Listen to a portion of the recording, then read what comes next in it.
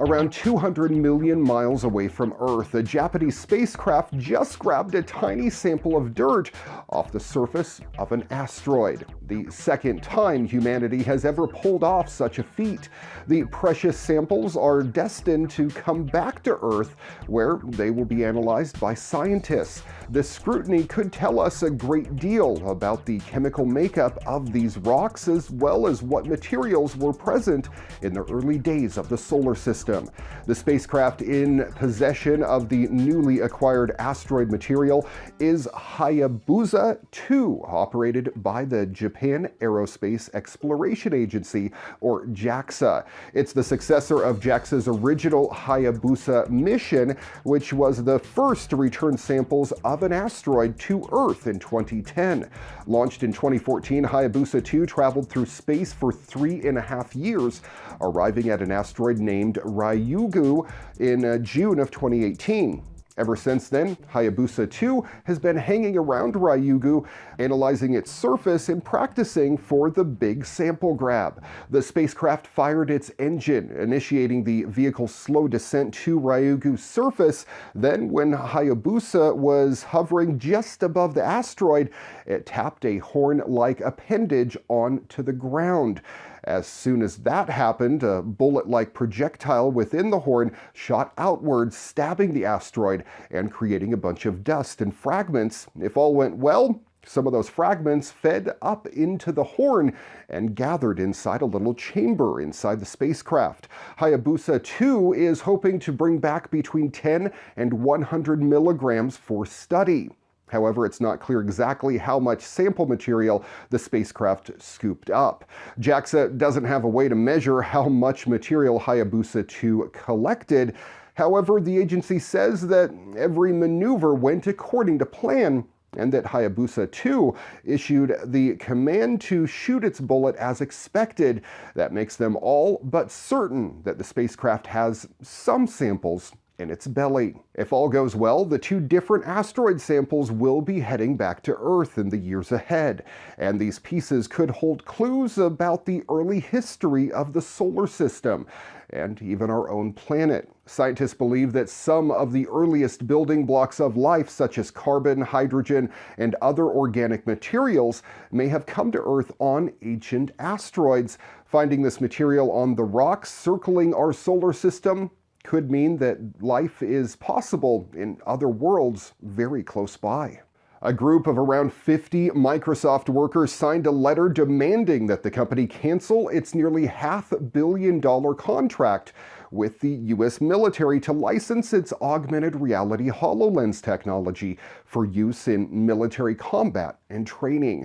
The letter addressed to Microsoft's CEO and president was initially circled internally and is now being released publicly. It takes issue with the use of Microsoft's technology to increase the lethality of warfare, arguing that it turned combat into a simulated video game and is further distancing soldiers from the grim stakes of war and the reality of bloodshed.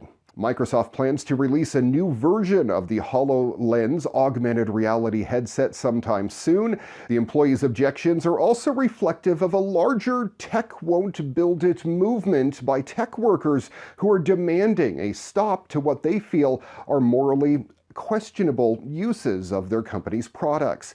Employees at Google were successful in helping pressure the company to drop its defense project with the Pentagon in June, as well as getting the company to halt plans to build a censored version of its search product in China, called Project Dragonfly. That was back in December. This isn't the first time Microsoft employees have raised concerns either about government uses of its technology.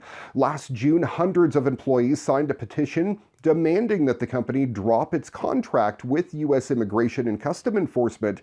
And in October, a group of employees called for the company to cancel its $10 billion project to build cloud services for the Department of Defense. Employees' efforts have been unsuccessful so far in getting the company to drop those contracts.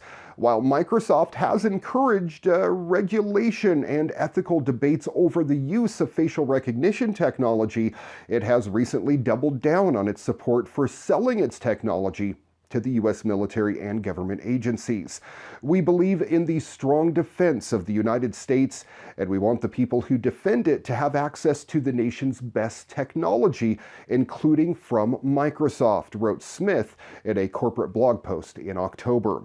In addition to the demand to cancel the U.S. military contract, the letter also calls for the company to cease developing any and all weapons technologies, draft a public statement saying so, and create an external review board to enforce and validate the matter. The latter acknowledges that a review process already exists at the company for ethics in AI called Aether, but the writers argue that the process is opaque to Microsoft workers and clearly not robust enough to prevent weapons development. Over 100 Microsoft employees have signed the letter as of Friday evening. It remains to be seen if Microsoft workers will be able to change the company's stance on this matter. How exciting! A Virgin Galactic rocket plane on Friday soared to the edge of space with a test passenger for the very first time, nudging British billionaire Richard Branson's company closer to its goal of suborbital flights for space tourists.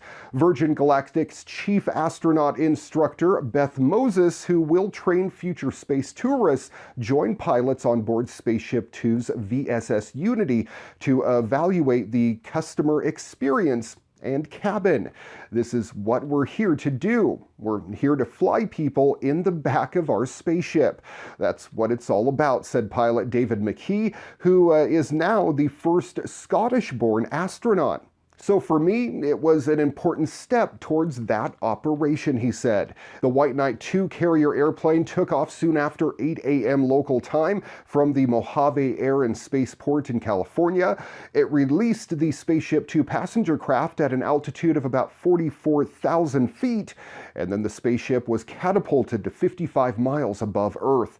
The reusable Spaceship 2 craft previously flew to an altitude of more than 51 miles in December, marking the first U.S. commercial human flight beyond the atmosphere since the end of America's shuttle program back in 2011. Hundreds of spectators, including Virgin Galactic ticket holders and CEO George Whitesides, gathered on a clear morning in the desert to watch this latest test flight.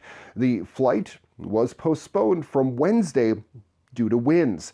They were fine on Friday, obviously. We're in the 50th anniversary year of Apollo, and just like they had to do each step, we have to expand the envelope and do something more, Whitesides told the crowd. Moses, now the first woman to fly on board a commercial space vehicle, called it an indescribable ride, adding, "Richard, you're going to love this." Branson is racing against competitors such as Blue Origin, the space business of Amazon.com founder Jeff Bezos, and Elon Musk's SpaceX to bring tourists into space. Branson said he has plans to be the first passenger on Spaceship Two's first commercial flight in mid-2019. More than 600 people from 58 countries, including actor Leonardo DiCaprio and pop star Justin Bieber, have paid or put down a deposit to fly on one of Virgin's suborbital flights. Some of Virgin Galactic's ticket holders have been waiting over 14 years for their trip.